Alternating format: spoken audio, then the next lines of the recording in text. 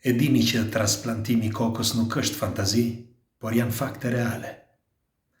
Ndiqeni me vëmendje. Në vitin 1954 u bë testi i parë, në vitin 1954, me një kafshë, me një qen. Morën kokën e një qeni dhe e vendosën pas shpine. Dhe jetonin, sepse bën në shumë qenë, jetonin 2, 3 deri në maksimum 4 ditë, qenë, jo më shumë. Mirë po, ecën përpara dhe vazhduan. Dhe askush nuk e di, këto janë ato faktet që u bën të famshme në për gazeta, por askush nuk e di se sa teste janë bërë me kafshë. Në vitin 1970 u bë një test tjetër.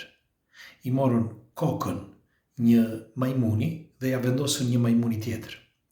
Veç se donatori, majmuni tjetër, nuk kishte mundësi që ta lidhnin, pra kokën e ati tjetrit me donatorin, të lidhnin mi dolin palcën e kurrizit, mi dorodos.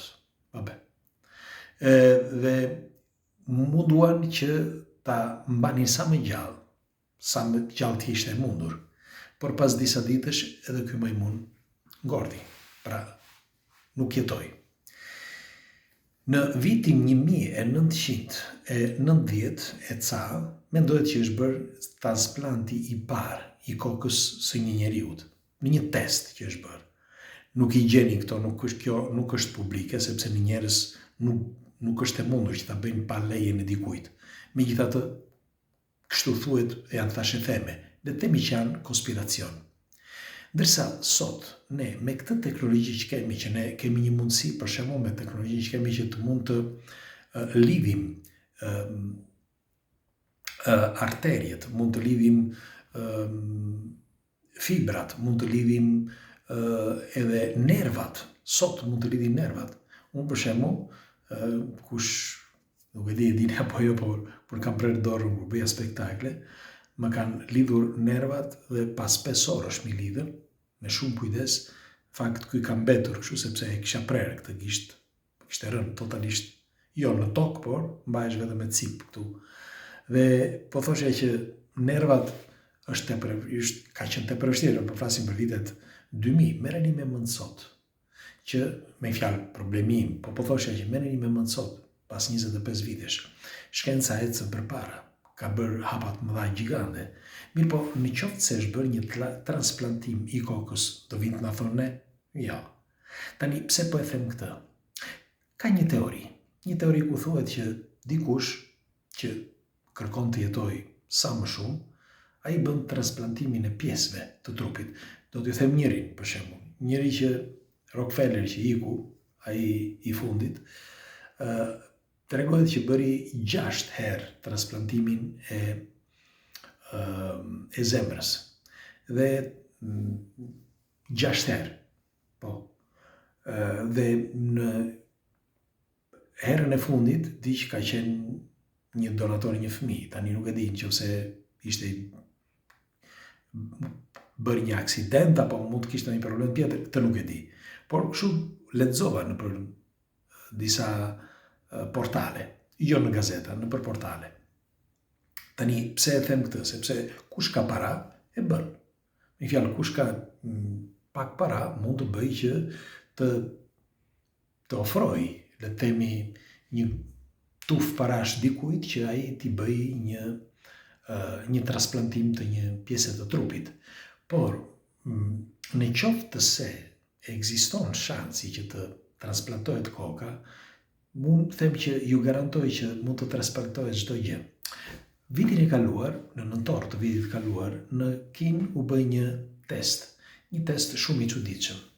Një test ku morën pjesët e organeve të derrave, ishin 12 derra, dhe i linin larg, me fjalë trupit të tyre, ose i bënin transplantimin mes njëri tjetrit. E merrin nga ky trup e çonin tek trupi tjetër, që të testonin se si do shkonin gjërat, qofse i lidhnin mirë pjesët e trupit e tjerë. Dhe bën dhe një gjë tjetër, shkëputën trurin e disa prej këtyre derrave. Dhe çuditërisht truri, nëse rrinte, ishte i shkëputur pas gjysmë ore ose 40 minutash, truri kishte probleme në lidhje sepse ishte problemi i qarkullimit i gjakut në tru. Por në qoftë se e mbanin në një status aktiv, truri vazhdon dhe t'jetonte. Pra edhe në trupin e një kafshë tjetër, pra duke hequr nga një derë dhe duke vënë një derë tjetër, por edhe në një formë tjetër, duke e lënë me disa aparatura që të ketë energji, pra impulse, e lanë diku aty, me fjalë për disa kohë, për 6 orë. Nëse nuk është këtu problemi tani, problemi sa orë e lanë apo si, problemi është i testeve. Dhe unë po ju them tani, në qoftë se kemi arritur që të bëjmë teste të tilla, ju mendoni që nuk ka mundësi që të transplantojnë kokën, sepse transplantohet çdo gjë e trupit. Unë kisha bërë një post para disa kohësh, ku pyesja kush është transplantimi që nuk mundesh, nuk mund ta bëj shkenca sot. Dhe është e vërtet që ashtu siç na thuhet është truri. Truri nuk mund të transplantohet. Por truri mund të transportohet nga një vend në vend tjetër.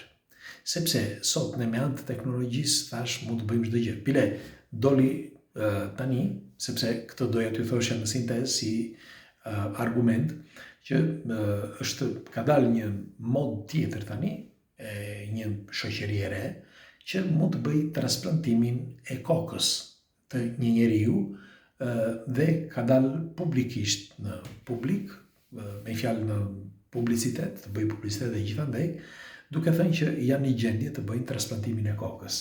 Dhe kjo bëhet, siç e kanë thënë aty, për shembull, në këtë publicitet që bëjnë, e gjeni sepse kemi bërë një video para ca kohësh, e bëjnë transplantimin për ata që kanë probleme, për shembull ata që janë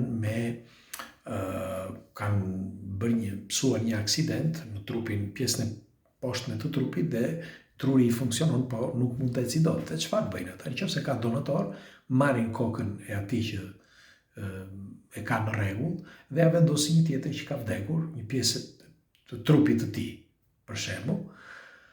Dhe thuhet që ky është, le të themi, zhvillimi i fundit që ka bërë kirurgjia në pjesët e trupit ose në transplantimin e pjesëve të trupit.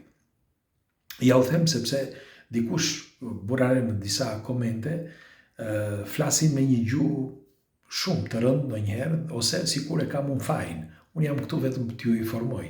Pra në këto diskutime që bëjmë, jam këtu të informoj për sa gjëra ose çmenduri të reja dalin pothuaj për ditë. Dhe ne, një pjesë e madhe njerëzve, janë ambientuar me atë jetën e tyre duke marrë një kafe, duke qëndruar me shoku, duke folur për të njëjtat gjëra çdo ditë, pa u informuar për këto lajme të reja që janë tepër të rëndësishme sepse janë thelbësore për këto. Tani, ndokush do thotë pse ç'më duhet mua, për shembull nëse të bëhet transplanti i kokës. Po qesh, e dini pse? Do t'i tregoj një gjë të vogël, dhe kështu që ndoshta e kuptoni. Tregohet një herë për një mjek që ishte bërë operacione pa fund dhe ju smur djali, shumë keq. Kishte një smundje të keqe dhe ai kërkonte një pjesë të trupit të një njeriu që t'ishte